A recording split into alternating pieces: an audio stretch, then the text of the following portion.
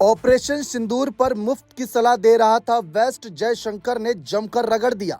जी हां, आप सभी को बता दें कि विदेश मंत्री एस जयशंकर ने भारत के ऑपरेशन सिंदूर पर पश्चिमी देशों की प्रतिक्रिया को साफ पाखंड करार दिया। उन्होंने कहा कि कुछ पश्चिमी देश केवल अपने स्वार्थ के अनुसार ही काम करते हैं, फिर भी भारत को मुफ्त सलाह देने की कोशिश करते हैं। जयशंकर की ये टिप्पणी भारत की पाकिस्तान के आतंकी ठिकानों पर की गई सैन्य कार्रवाई को लेकर उठ रहे वैश्विक सवालों के बीच कर रहे हैं।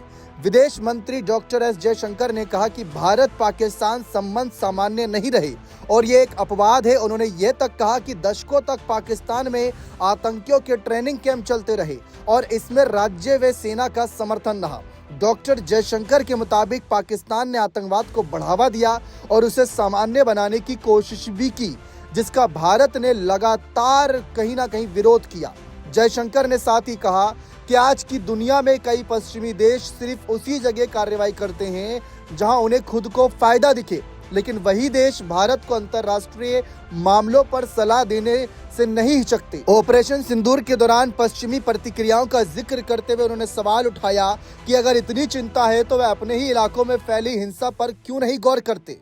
उन्होंने कहा कि कई बार लोग कहते हैं एक बात है और करते हैं दूसरी, और भारत का इस वास्तविकता को स्वीकार करते हुए अपनी विदेश नीति और सुरक्षा नीतियों को प्रभावित नहीं होने देना चाहिए।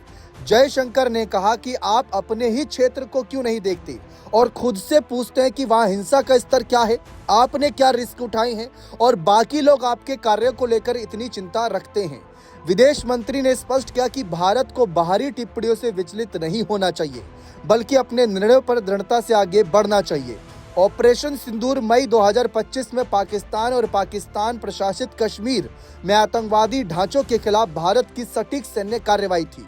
ये कार्रवाई जम्मू कश्मीर के पहलगाम में हुए आतंकवादी हमले का जवाब थी, जिसमें 26 नागरिकों की जान गई। इसके तहत पाकिस्तानी और पीओके में लश्कर तैयबा, जैश ए मोहम्मद और हिजबुल मुजाहिदीन के 9 आतंकवादी ठिकानों को निशाना बनाया गया था और इन हमलों में सैकड़ों आतंकियों का खात्मा भी किया गया था। विदेश मंत्री वर्तमान में फ्रांस और लग्जमबर्ग के 6 दिवसीय आधिकारिक दौरे पर हैं, जहां वे डेप्यूटी पीएम और विदेश मंत्री जेवियर बेटेल से भी मुलाकात कर चुके हैं। इस दौरान दोनों देशों ने द्विपक्षीय रिश्तों को और गहरा करने और वैश्विक मुद्दों पर सहयोग बढ़ाने पर भी चर्चा की। जयशंकर के बयान ऐसे समय में आए हैं जब विश्व पटल पर सुरक्षा, आतंकवाद और क्षेत्रीय स्थिरता को लेकर कूटनीतिक बहसें तेज हैं। उन्होंने यह भी संकेत दिया कि भारत वैश्विक दबाव और आलोचना के बावजूद अपनी रणनीतिक प्राथमिकताओं को बनाए रखेगा और राष्ट्रीय सुरक्षा हितों के अनुरूप ही फैसले लेता रहेगा।